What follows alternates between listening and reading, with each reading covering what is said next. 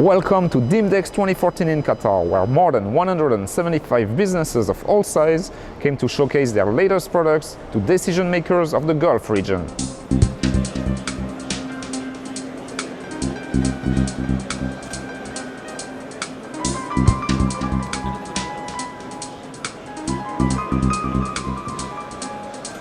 One of the main attractions at Dimdex 2014 is Naval, who introduced for the first time a new concept ship called the Crossover.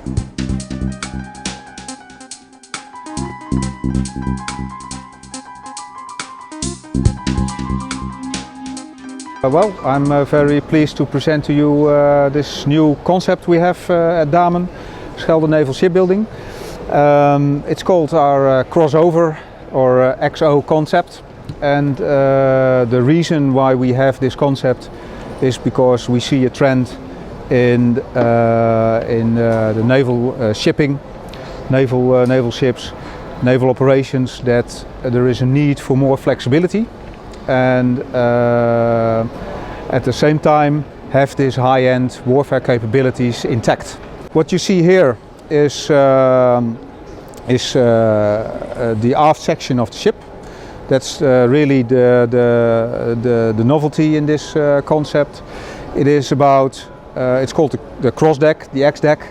Also new is the slipway, if you can look at the back. This slipway which can deploy rigid inflatable boats of about 11 meters, like are common on the Holland class OPVs. This vessel is, like we do with most of our series, a flexible design. We can tailor it to the needs of customers, and we do that by parallel lengthening. Let me see that I not disrupt anything, but it's like this. We have this center section. We can remove that. Put this little deck house along with it, and you can see that we have, instead of a 131 meters ship, we have a 123 meter ship. And in this way the space is reduced and the payload is reduced and the engine room is reduced in length. So we have a ship which is a bit less in capacity, but depending on your needs, on the customer's needs, this could very well work for specific cases. Also tailorable are, I should say, of course, the combat system and the sensor systems. When we take this out like this, we can have a traditional mast, so we're not stuck to an integrated mast if that's of no added value to the customer. In this case, it could be that there is no need for a surface warfare fit, but still it should have a decent close-in weapon system, I think. And a lot of times this additional communications or coordination containers, intel, can be positioned in this bay. We have different versions, predefined, like can be seen on this nameplate. Speeds are varying, displacements are varying, and capabilities are varying. It's best read is that it is also possible to have some forms of replenishment at sea capability to replenish ships when you look at this type of ship as a mothership for mine countermeasures operation or patrol operations. So this more or less concludes my introduction.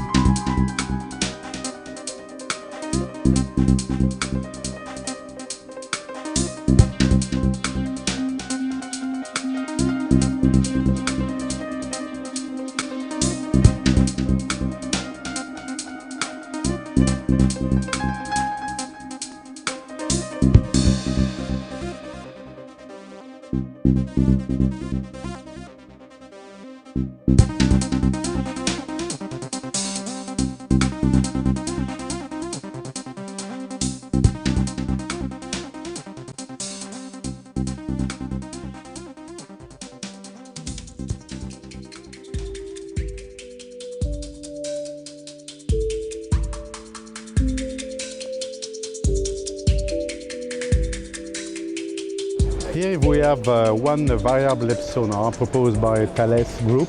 It's called Captas. This variable depth sonar is fitted at the rear of any ship, for example 2,000–3,000 OPV ship. And here you have the transmitter part of this sonar, which consists of two rings of ceramics. These two rings of ceramics allow to generate the sound in water. Behind there is an array called a towed array, which is the receiver of this sonar. This array is composed of hundreds of hydrophones to collect the echo received by this sonar after transmission done by this body we have here. Let's have a move to the receiver part. Here we can see the complete configuration of the Captas 2 variable depth sonar. We have the transmitter, and behind we have the receiver, composed of what we call a triplet array, because the transmitter transmits omnidirectionally on 360 degrees, and the technology involved in this receiving array allows to make the distinction between port side and starboard side echo. This is embedded in the system, so immediately the operator knows in case of any echo if it's come from port side or starboard side. You can see on the video the deployment phase of the array, the receiving array, and here the transmitter. You notice that the receiving array is just connected behind the transmitter. It's a very simple mechanical device in order to be deployed easily by just a single operator. According to the propagation or the sound celerity versus depth, you can adjust the depth of the transmitter of the variable depth sonar down to minus 200 meters or 250 meters if needed. So according to the propagation, the bottom position, and you can define which is the best position to put the transmitter to optimize your detection probability to detect any submarine in the area.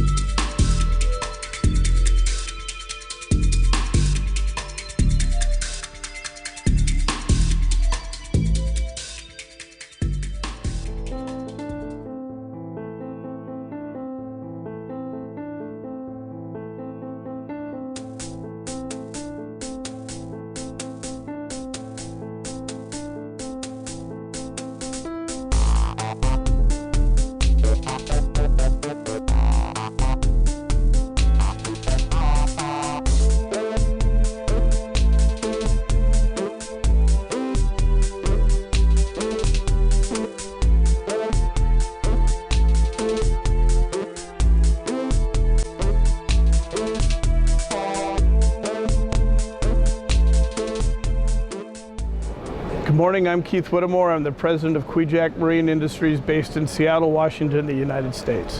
What we have here is the U.S. Coast Guard's response boat medium. We've designed this boat and we're building 180 for the U.S. Coast Guard there in the United States. So far of our 180 boat order, we've now delivered just over 150 of them. The boat's a 45-foot, 13-meter, 45-knot, full rollover, interceptor, all-weather search and rescue vessel. We've also built one of these vessels as a demo to bring out here to the GCC, and we've been touring it around the Gulf, starting with Oman and all the countries, and now currently the boat's based in Bahrain, continuing to do demos. The reason we did this is while this is a U.S. Coast Guard platform that they're very happy with, we want to find out if this is a platform that also works out for this region. So we've loaned the boat to the navies and the coast guards and the search and rescue agencies of the area and let them play with it and do their missions. So far the feedback has been quite good, that it's a good multi-mission platform for out here. That's why we're here, and we're hoping to sell some boats in this area.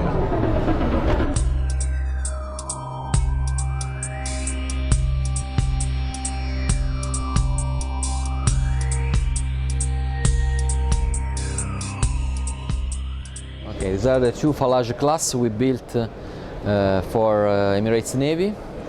These vessels, 55-meter length with displacement of 500 tons, were delivered at the beginning of 2013, January and March 2013. Now the vessels are in Emirates, are fully operative. Fincantieri, with this joint venture, local joint venture in Abu Dhabi, Etihad Shipbuilding, is providing services and support to the Navy for the full operativeness of these vessels.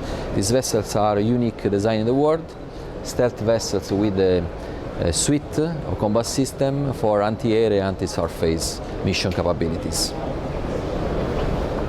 Fincantieri is also showcasing the S1000 submarine. It is a common project between Italy and Russia.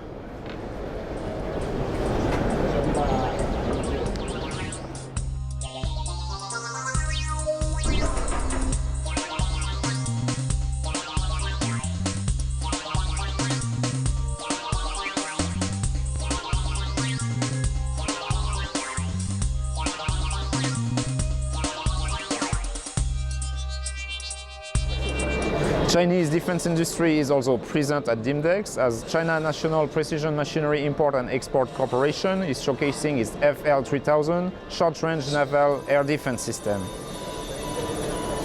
The Chinese company is also showcasing its full range of anti-ship missile systems.